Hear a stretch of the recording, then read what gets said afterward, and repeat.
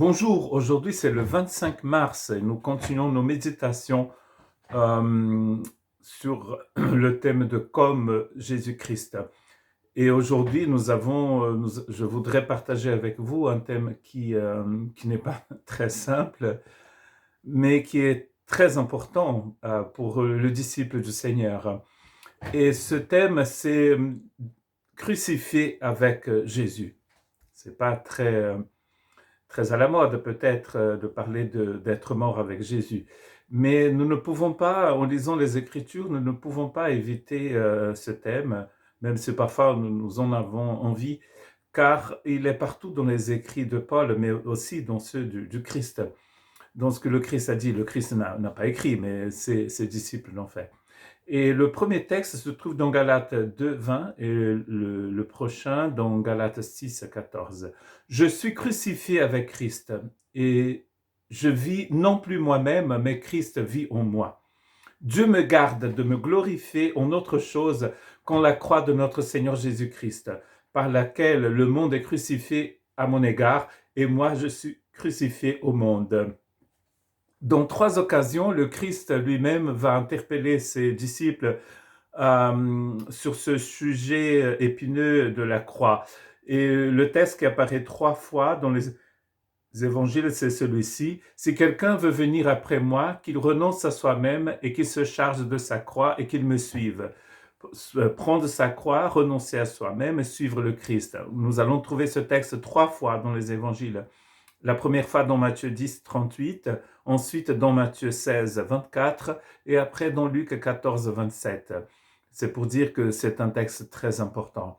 Donc pendant que le Seigneur était, pendant les 3 ans de son ministère, il était en chemin pour aller vers la croix et il va donc interpeller ses disciples en leur disant que pour le suivre, pour être un vrai disciple du Christ, il fallait prendre sa croix, il fallait le suivre et il fallait renoncer à soi-même.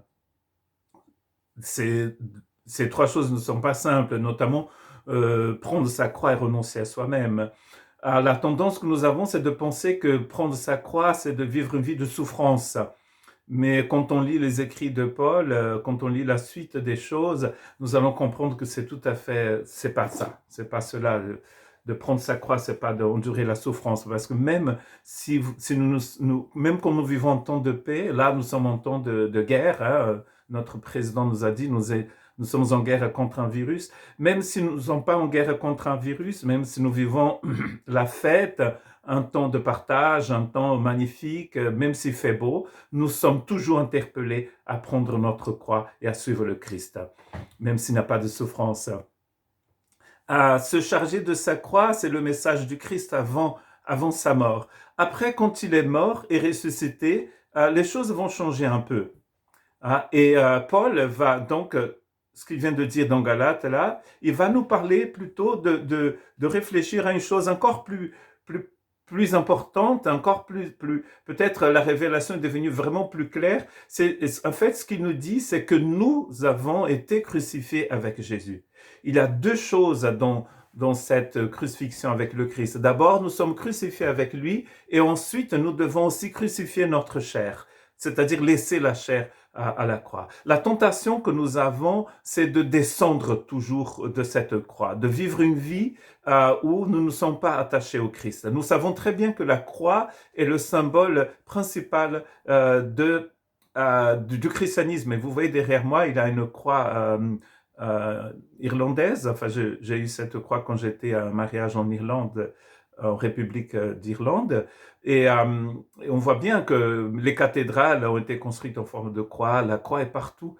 Et en fait, Paul, quand il dit j'ai été crucifié avec Jésus, c'est plus moi qui vis, c'est Christ qui vit en moi, il est en train de dire quelque chose qui est vital pour la foi chrétienne. La foi chrétienne, n'étant pas forcément une religion, elle nous montre le chemin à suivre, à vivre. Et le chemin, c'est le chemin de la croix. C'est-à-dire que tout ce qui est mauvais en moi a été crucifié avec Jésus. Et moi-même, j'ai été crucifié avec Jésus. Dans Romains 6, nous apprenons une chose très importante sur la croix, c'est que Paul nous dit que nous tous, nous avons été baptisés en Jésus à la croix. Nous avons été baptisés dans son tombeau et nous avons été baptisés dans la résurrection. Donc ça veut dire que le christianisme proclame une vie, une spiritualité qui est basée entièrement sur la mort de Jésus. Car quand Jésus est mort, j'ai été aussi crucifié avec lui. Et quand on nous parle maintenant d'humilité et d'amour, quand on nous dit qu'il faut aimer son prochain, ce commandement, si vous ne le placez pas au pied de la croix, si vous ne le placez pas dans le message de la croix, il n'a aucun sens. Car nous ne pouvons pas aimer comme Jésus a aimé. Mais parce que nous avons été crucifiés avec Jésus, c'est-à-dire nous avons été identifiés au Christ à la croix, le mot même utilisé, c'est baptisé, immergé.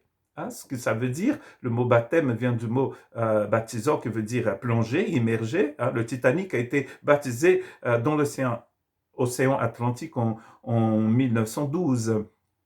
De la même façon que le Titanic a été baptisé dans l'océan Atlantique en 1912, nous avons tous été baptisés en Jésus. Le moment de la conversion, c'est ce moment où je fais un demi-tour, où je dis oui, je crois que j'ai été crucifié avec Jésus dans sa croix, dans son ensevelissement et dans sa résurrection. Et maintenant, quand je deviens une nouvelle créature, je deviens une nouvelle créature crucifiée avec Jésus, n'est-ce pas? Donc ça veut dire que toute ma vie sur cette terre, je veux vivre dans cet état d'être crucifié avec Jésus.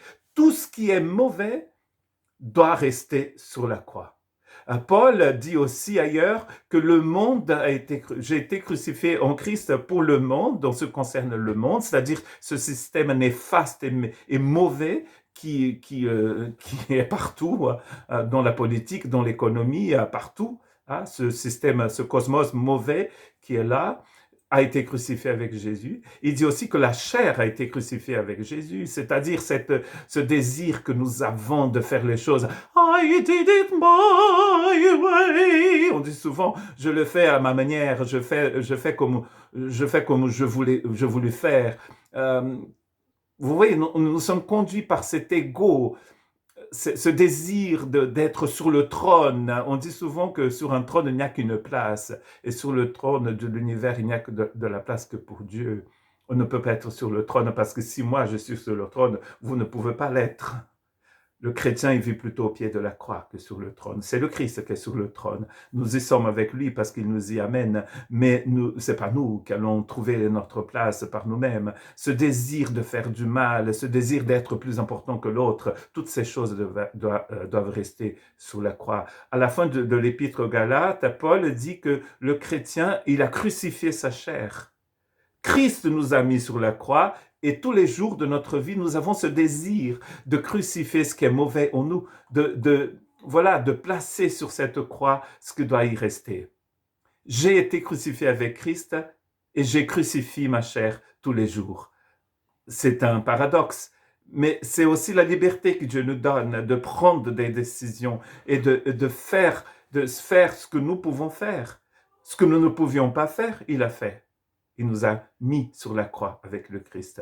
Et aujourd'hui, il nous donne cette occasion de mettre en pratique ceci. Si par l'Esprit vous mortifiez les œuvres du corps, vous vivrez, dit Paul dans Romains 8, 18. Et aux Colossiens, chapitre 8, aux Colossiens, il dit ceci, il n'y a pas de chapitre 8 dans Colossiens, faites donc mourir ceux qui composent en vous l'homme terrestre, faites mourir. Donc ça veut dire, j'ai été crucifié, c'est fait, mais je fais mourir ce qui est mauvais aussi.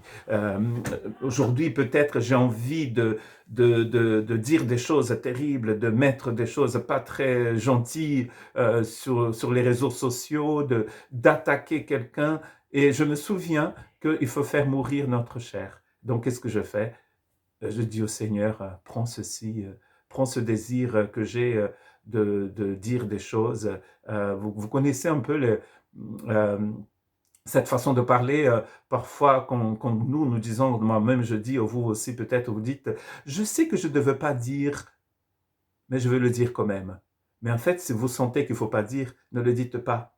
Prenez cette parole méchante que vous alliez prononcer et jetez-la sur la croix de Christ.